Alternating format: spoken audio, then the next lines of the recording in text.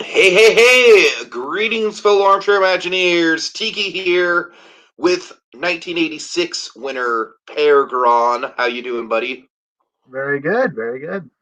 What is 1986? Why is it called 1986? The world may never know.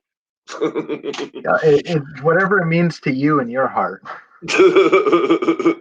All right, so PerGron. Honestly, buddy, I saw this thing uploaded onto YouTube like literally within the first minute that it was on YouTube. Like I was one of the very first people. Like when they uploaded it, when Disney Parks uploaded it to their main channel, I was like on the ball. I was like, oh shit, okay, there it is. Because to tell you the truth, this is one of those things where it's like it was only a matter of time. This Right. was very, very inevitable. I think. Frankly, I'm really surprised that we still have the red man in Peter Pan's flight. Man, I I went on that last trip, a couple weeks ago, and I was really thrown off by just how prominent that scene is given the connotations of it. But Right. but anyways, so yeah, the Jungle Cruise Paragon. Here's the thing that I am really excited about with this announcement. I'm excited about a couple things here.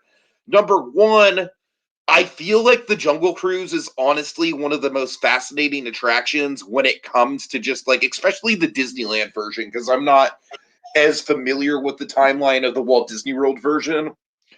But at least the Disneyland version, I can name you at least three or four super significant refurbishments that have like completely shaped the identity of the Disneyland version.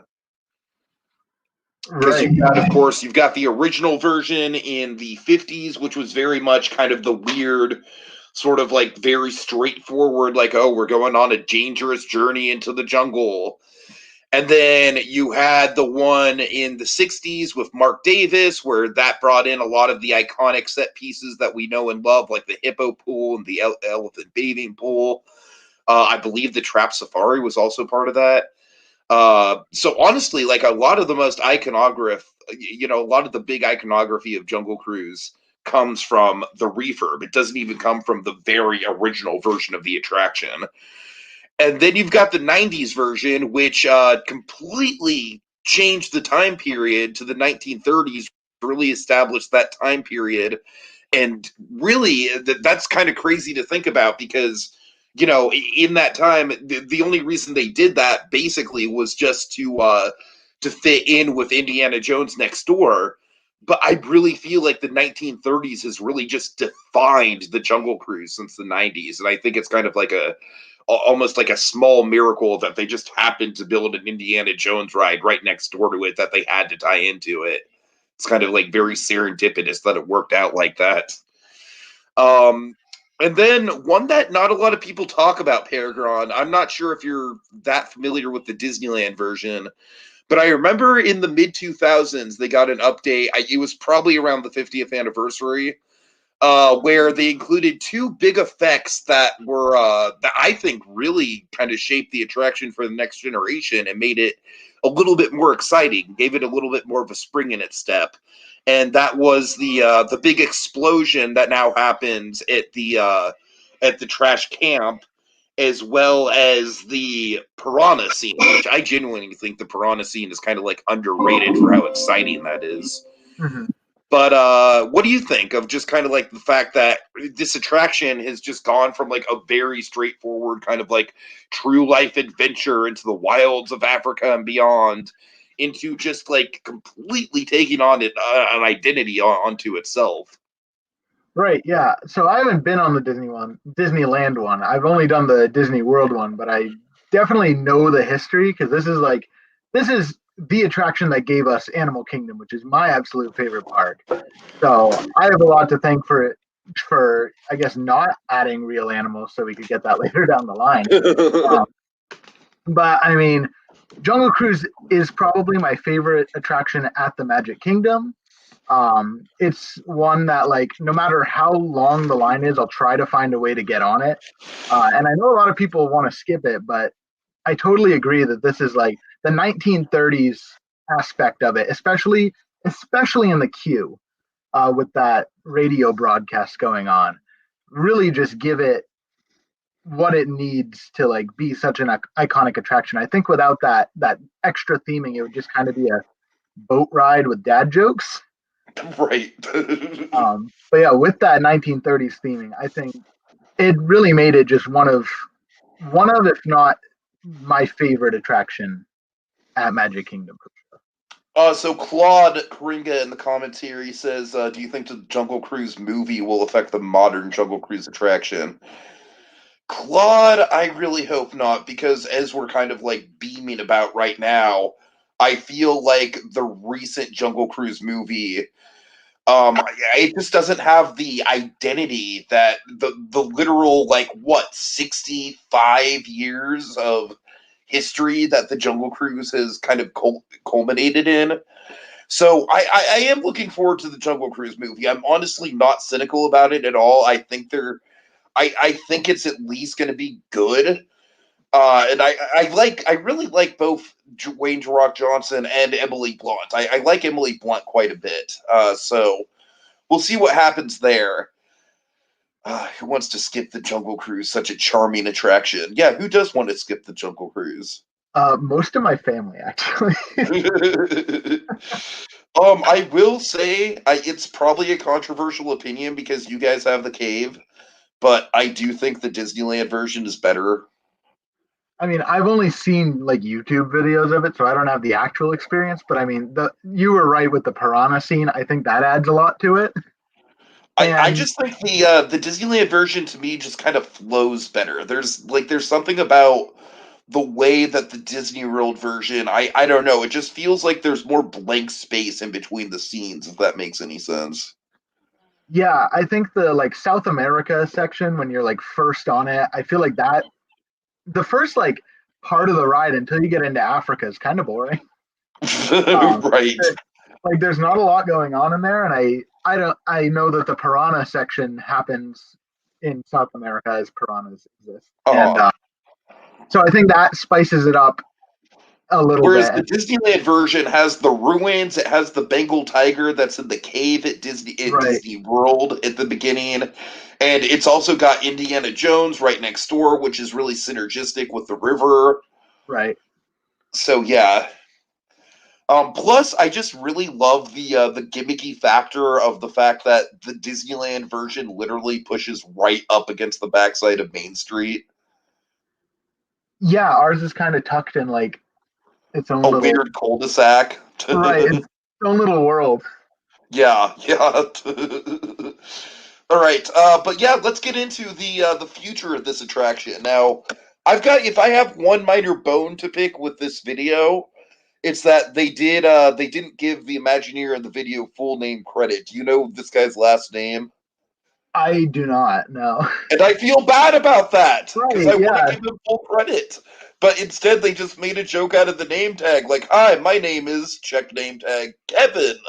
yeah. So, so just to spotlight Kevin, um, Maybe that's just his name. Maybe it's just Kevin. he's like Prince. Yeah, I just want to highlight. To me, this is the other big thing that this refurbishment really excites me about. This guy has been on seemingly all of the projects that have kind of tied together this shared universe of the Jungle Cruise with stuff like the Tropical Hideaway, the Jingle Cruise, Skipper Canteen. He didn't mention Trader Sam, but I've got to assume that some of the people from Trader Sam kind of bleed into this team as well. right. And I'm really excited about that. I'm really excited that I feel like this team is like kind of like the new kids on the block when it comes to Imagineers because we've got a lot of fan favorites retiring. And I really feel like these guys know what they're doing in terms of like placemaking and really kind of like enriching the mythology of a land, and they've got their own style. So I'm really excited about that, which is why I wish I could give this guy proper credit. But, but I really think that I really think that this refurbishment is going to go a long way in terms of connecting everything, and that's the thing that I'm most excited about. Yeah, so I think I have his last name here. Oh, good. It looks like Kevin Lively. Kevin Lively. Okay, okay, nice, nice. All right, so the big piece of concept art that we got is, of course, the sunken ship with the chimpanzees. And our own Sharon and Susan from WDW Magic, she had an interesting comment that I thought was kind of worth bringing up, not on YouTube, but on the forum itself, where she pointed out that it's a little bit derivative of the trash camp sequence. Mhm. Having said that, I mean, I kind of agree, but I also just I don't know, just visually speaking, I feel like this is the kind of gag that just it's the sort of it's the sort of like Mark Davis sight gag that feels like it's always been in the attraction, even though it's brand new. Right. So I don't really have a problem with it. I feel like it's a nice cousin to the trash camp scene. Yeah, I really like this one. And obviously being the resident animal guy on the forums, chimpanzees and gorillas could not be any more different. Well, that's the thing. Yeah, Right. that's kind So of my like, opinion too. yeah, And the they're. I thing mean, about it is that Disneyland randomly took all the chimpanzees out of their ride because they had a bunch of chimpanzees chilling on the rocks right before the savannah sequence, and uh they're just gone. I They've don't been think gone for Disney. years. Yeah, I don't think Disney World's ever had, at least since I've been going, has had chimpanzees. I don't think But so either. yeah, that I mean that's like a glaring omission too. Chimpanzee is like one of the big African animals, and where it's especially at Disney World where they don't have them at Animal Kingdom, just due to Uh they're like the psychopaths of the or sociopaths of the animal world. huh. It's a nice little addition to have them there because that is one of the most iconic non-savanna animals in Africa. And this fits in with like chimpanzee behavior uh, and also makes for a really, really good sight gag. And I also want to point out this is one of my favorite things in Disney rides when they can use actual ride vehicles as part of the story. Oh, yeah, that looks, I mean, that's phenomenal. Uh-huh. I remember I don't know if it's still there, but they used to have an old keel boat on the rivers of America at Disneyland for years. Um, and then my favorite example is actually Rise of the Resistance, where like the vehicle that you see that intercepts you right at the very beginning of that attraction is actually just the trackless vehicle coming back to unload Hmm. or coming back to the loading station. I love that detail. I like it took me a couple ride throughs to actually get that that's what was going on, but once I realized that's what was going on, I was like, "Oh my god, that's fucking ingenious." It's using the load unload mechanism for an actual story purpose. Right. So yeah, I'm down for that. Of course, Jurassic Park does that as well. Of course, the famous Michael Eisner mouse ears next to the boat. Yeah. So yeah, it's just one of my favorite theme park things when a ride vehicle can be like incorporated into the actual story. But they mentioned not one but two boats, so I wonder what the other boat is going to be. You have any idea? I don't. I, I mean, I'm wondering if the first thought I had is like, oh, are they going to do like one boat at each park and they're going to be the different boats? Oh, that could be maybe.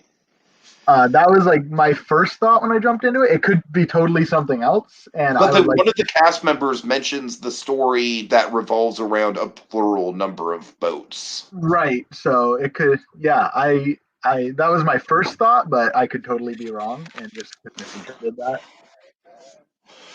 Yeah, I don't know. It's interesting. It's very interesting. It it also What I did like mention, about this announcement, just in general, is the fact that we basically know nothing, but I feel like it teases a lot. yeah. I also to go back to the chimpanzee and the boat thing. In the article I read about it, I read a couple articles, and one of them mentioned chimpanzees playing an important part in the story. So maybe the chimpanzee boat comes back later. Um, We that also could be, have they're saying one boat for each park is probably it. yeah. I don't know. I'm speculating here because they did mention the chimpanzees play a part in the plot of the story. But so maybe that could come from. But So first of all, I have one piece of speculation that I want to get to, which is where exactly in the ride do you think this is? I had the I thought it was going to be by the pygmy war camp. That was my first That thought. was basically it's going to replace that whole section.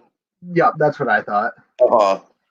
Because like I don't know, I Disney is definitely trying to move to like being a little more Well, the headhunters are gone.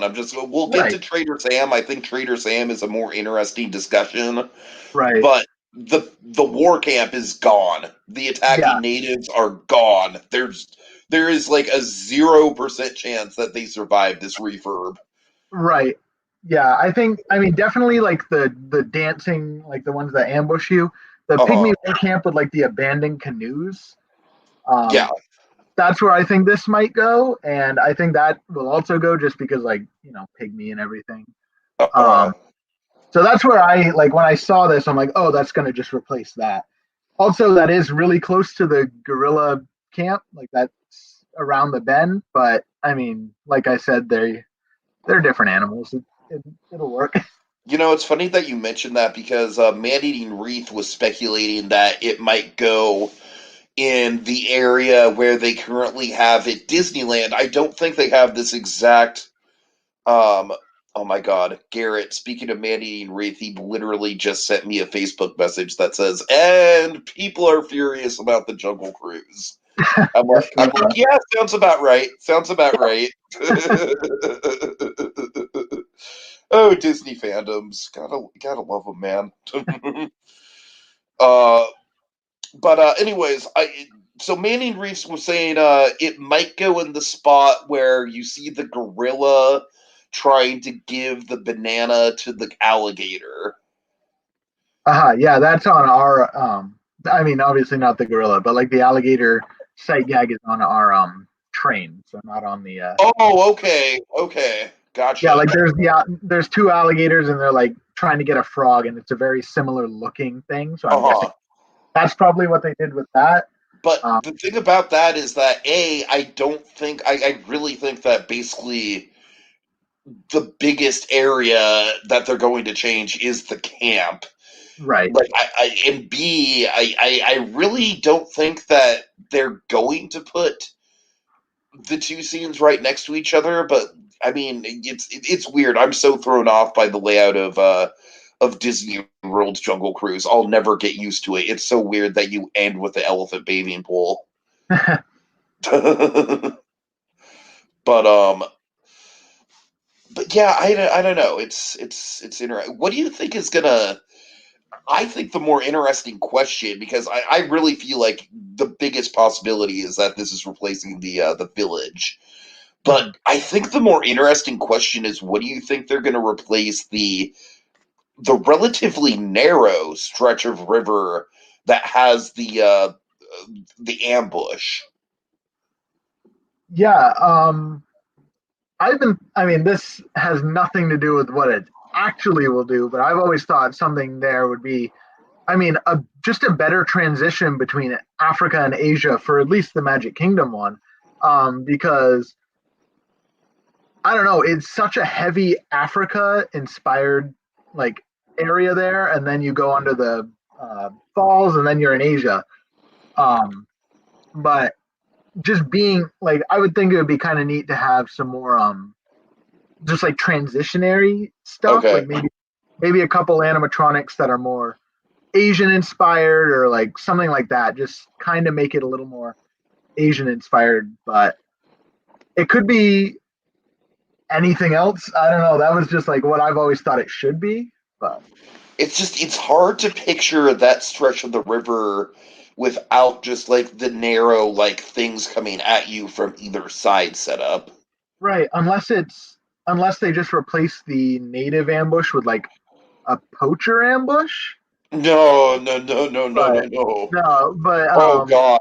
Oh God. I feel like that would be equally uncomfortable. yeah,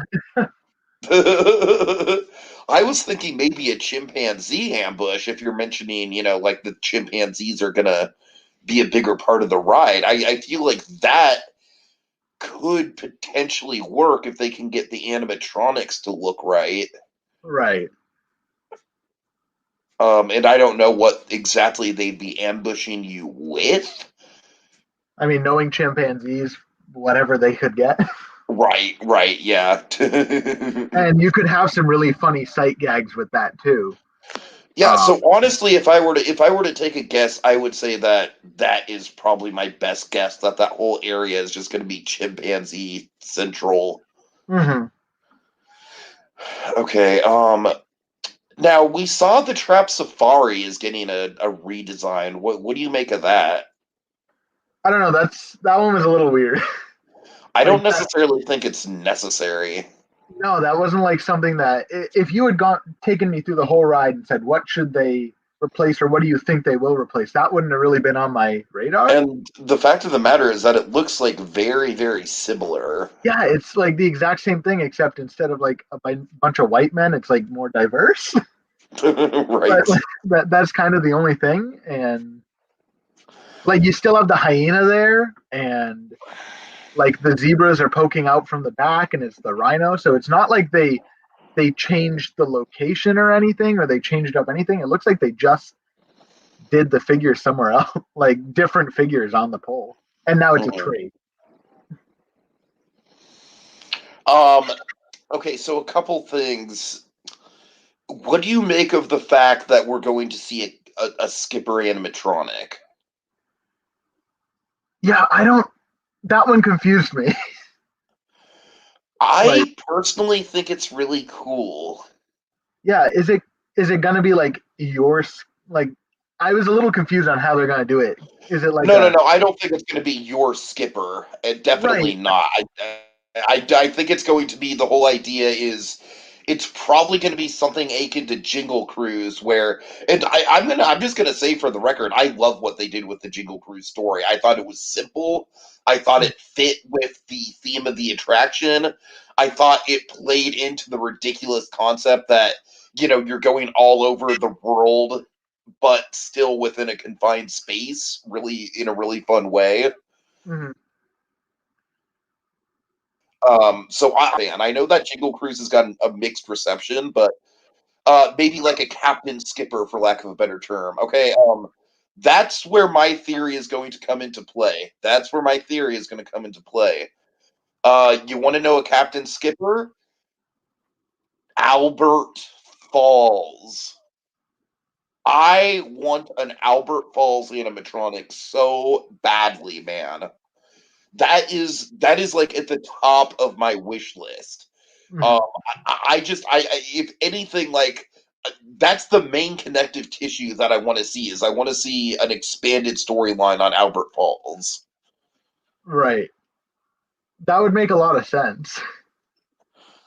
I just got an idea. I could picture Albert A. Wall being related to Albert Falls.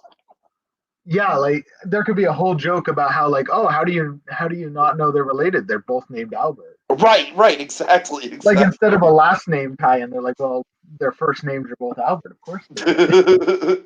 And also, I think that I would like a confirmation that Albert the monkey is named after Albert Falls.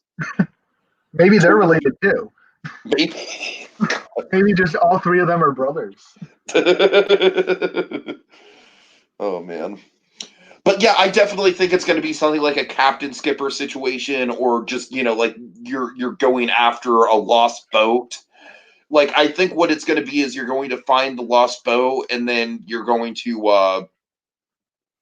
I imagine.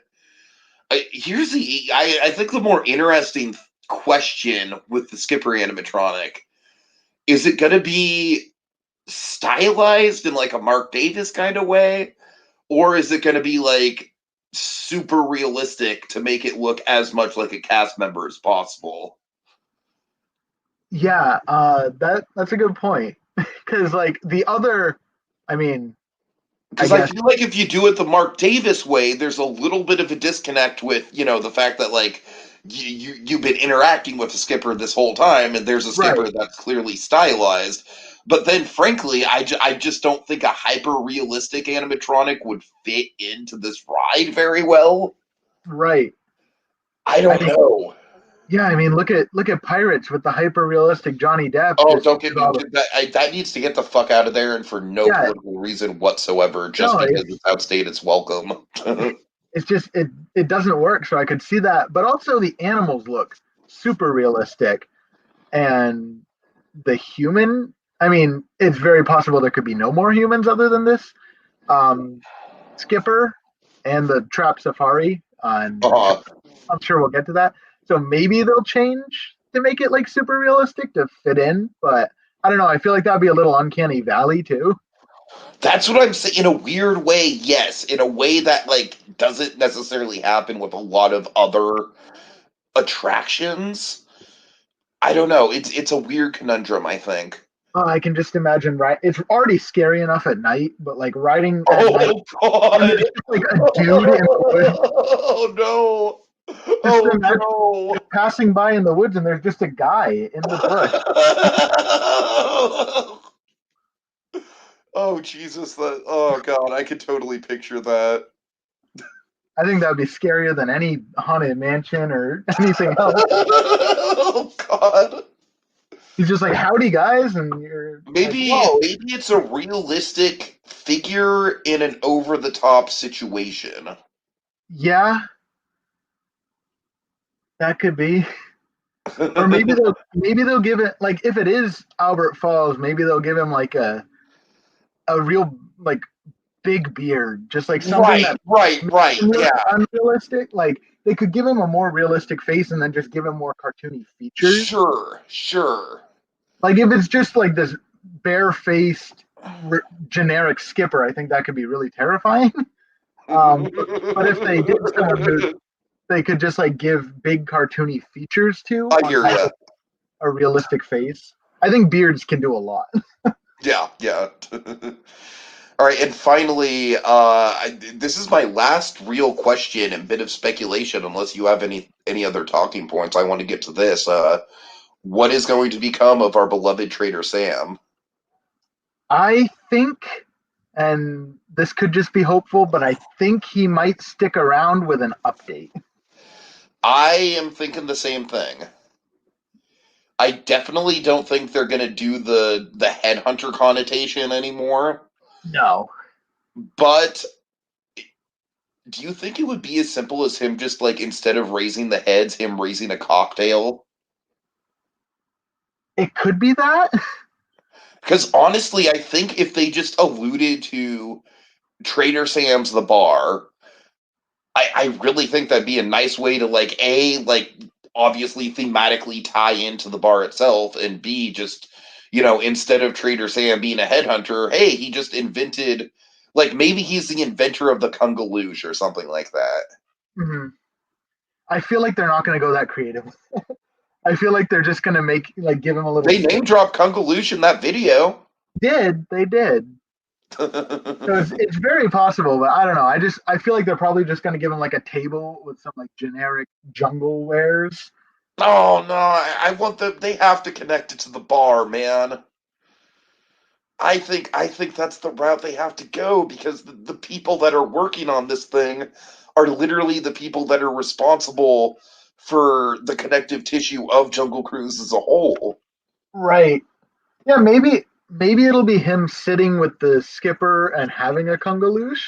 Oh, I like that idea. I like that Like idea. maybe he helps save the skipper or something. Uh-huh. Because I know it's like more story based, so maybe he plays a role. Maybe he like beats the chimpanzees and then he invites the skipper out for a drink. And they both like raise a glass to us as we go by, and we all leave wanting one. Oh God. All right, I think that's a good place to end off, unless you have any other talking points. No, I mean, I maybe they'll add more animals. I would like that, but other than that, you guys have water buffalo, and that's not fair. Where do we have the water buffalo?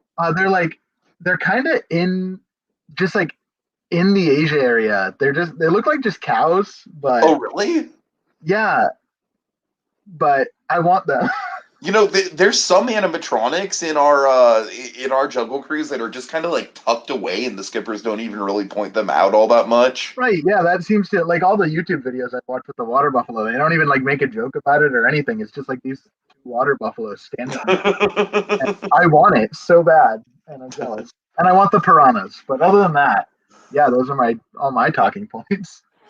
All right, well, folks, thanks so much for joining us on this just kind of like hypothetical discussion. We were going to do a Godzilla versus Kong trailer reaction thing, but I just feel like there's 1.5 billion videos on YouTube that are already doing that exact same thing. I don't really think it's necessary. So with that in mind, we are going to be back doing Sorcerer's Apprentice coverage. I'm not sure if you'll be able to join us next week or not, but I'm sure you'll be able to come on at some point. I think you guys are doing some really great things with that. Yeah, I hope to. All right. Are you a player or a judge? I still can't keep track. Right now, I'm just an observer. I'll be a judge in the last round. Right. I Space Mountain literally wrote a cheat sheet for me, but I'm just old. I can't retain information. So, all right. Thanks for watching, everybody. Congaloosh. Hungaloosh.